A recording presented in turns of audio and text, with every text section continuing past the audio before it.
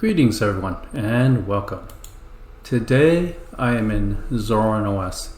Now I installed this on my son's computer a week ago and I've been trying it out, and I just come back to report my findings so far. Now Zoron OS is based on Ubuntu, and this version is the XFCE Lite version, and it's also the free version. So I'm gonna put a link to the homepage for you in the description, and if you go to either this link here or this one here, you can download the version of Zoron OS you prefer. This is the pro version. They ask for $39 plus tax, but if you want to try it out, you can try these free versions. This, I believe, correct me if I'm wrong, I believe this is the GNOME version, and this one is XFCE, and this is the one I tried. So I just click on this link and it'll ask you for your email, but for me I just skipped it. You don't have to enter it, you just hit here and you can download it. Now my take on Zoron OS. First we shall go to my BAS history, and you can see here these are the apps that I removed. So this is an editor. I replaced that with Genie, which is here.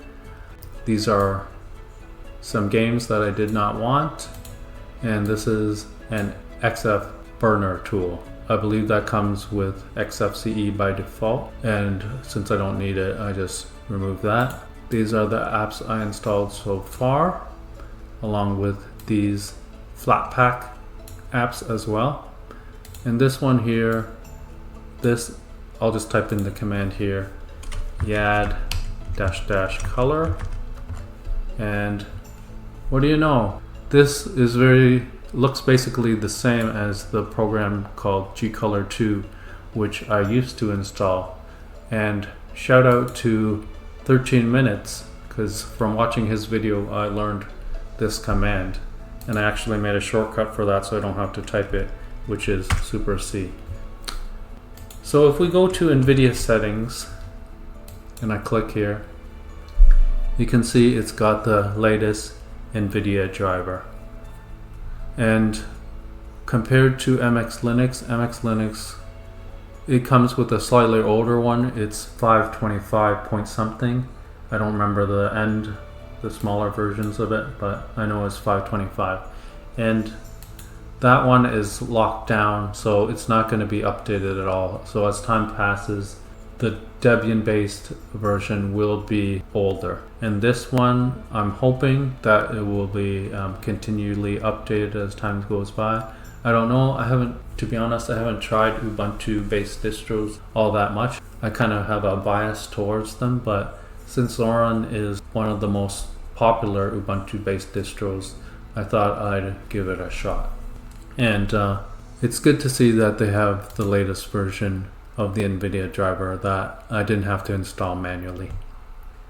Also, another feature that was handy is if I go to my YouTube channel, I have a short video here, TBL Short 04. By the way, I do understand that this is not YouTube Shorts format. I just made a playlist called Shorts. I might change it to Shorties or something to reduce the confusion. But basically, YouTube Shorts is all portrait mode, and I don't want portrait mode for my shorter videos. So I just made a playlist called Shorts, but they're all in landscape mode. But anything under 3 minutes, I'm gonna name it as TBL Shorts. Or maybe I'll change it to Shorties, I don't know.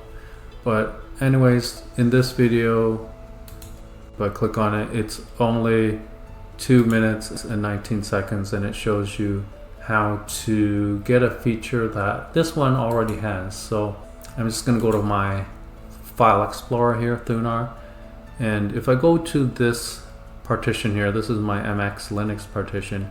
If I click on that, you can see it mounts it automatically, and same with my other drives. A lot of other operating systems, they will ask you for your password before it actually mounts the drive, and I find that kind of annoying. That's like an extra step that maybe it's a security feature, but for me it's very inconvenient. So in that last video I showed you earlier, easy to mount, it shows you how to set that up. But this is the third distro that I've tried that has that option out of the box. The other two being Garuda Linux and Linux Mint.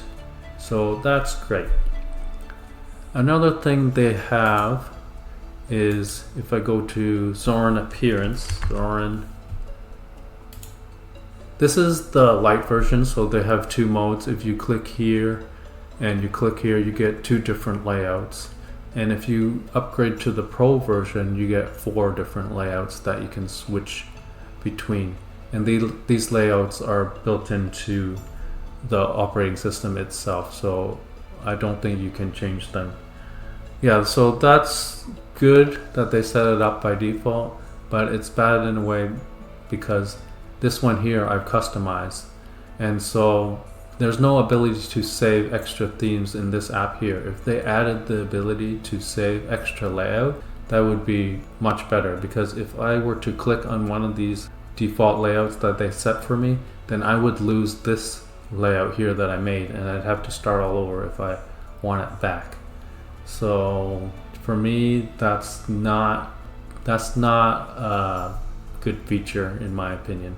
For those who don't know how to customize, yes, that may be preferable, having all these custom layouts, but not saving the one that you customize yourself, that's a negative draw to this application here. So I actually don't use this application. Another thing to note, if I go to the Zoron OS webpage, now I'll go to Distro Watch, and there's a picture here. You see here it comes with light themes. So the Zoron OS developers, they prefer light themes over dark themes. That's just a personal preference. Back in the day, I used to like lighter themes and I hated dark themes. But now I prefer dark themes more, ironically.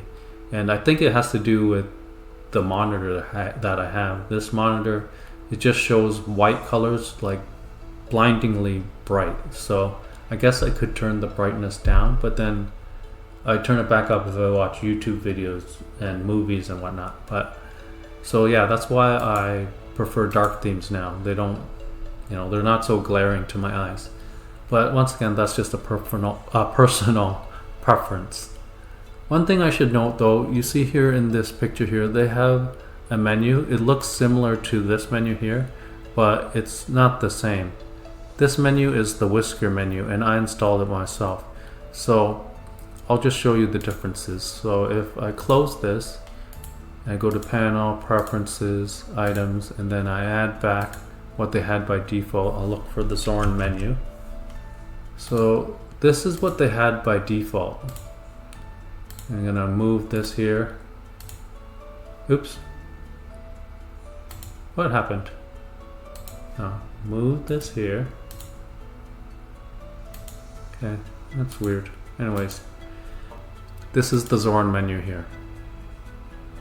As you can see, they look kind of the same, like at first glance, but there's some key features missing from this menu. For example, if I try to highlight the corner here, I cannot drag or move anything. And if I go to the Whisker menu, I can move it around. And by the way, as a tip, if you want to make it full screen, you actually have to move it here. Hopefully I can move it here. Why won't it let me move it here? Okay. If you want to make it full screen like this, actually I make it almost full screen. I make it like this. I leave it as all applications. I go to properties. I show it as icons. That's my preference. I prefer it like this, instead of going to all these different categories. Actually, I don't even have the categories names here, so if I right click and go to properties again, I disable this. I have it like this. This is my preferred method now.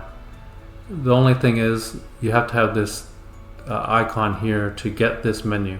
But then once you have that menu looking like that, you can move it anywhere you want. You click it and then you got it there. But yes, so this whisker menu is much more robust than this Zoron menu, which I cannot, there's no settings. See, this, I thought it was settings, but it just goes to whatever, the Zoron or whatever, their own settings menu. But there's no preferences or settings menu to edit this thing here, as far as I know anyways. If there is, let me know. I haven't figured it out. But like I said, it's not as robust as the whisker menu here, so I'm gonna remove that, and in my opinion they should have just used the whisker menu by default. But once again, hey, that's personal preference and it can be fixed. By the way, this is the command. I'll enlarge it for you. Or this is the name of the plugin. So you'd have to do sudo apt install and then this. So my take on Zoron OS. Overall, it's a pretty stable system aside from this little glitch I found whenever I try to edit the panel preferences. It's a minor glitch, it's just a cosmetic glitch, and it can be fixed. And after you set all your panel preferences, you're not gonna go back into it constantly all the time, so it's not gonna show up for you on a day-to-day basis. But even with this glitch here, everything runs fine. All the apps, I haven't found any problems with the apps that I've used here.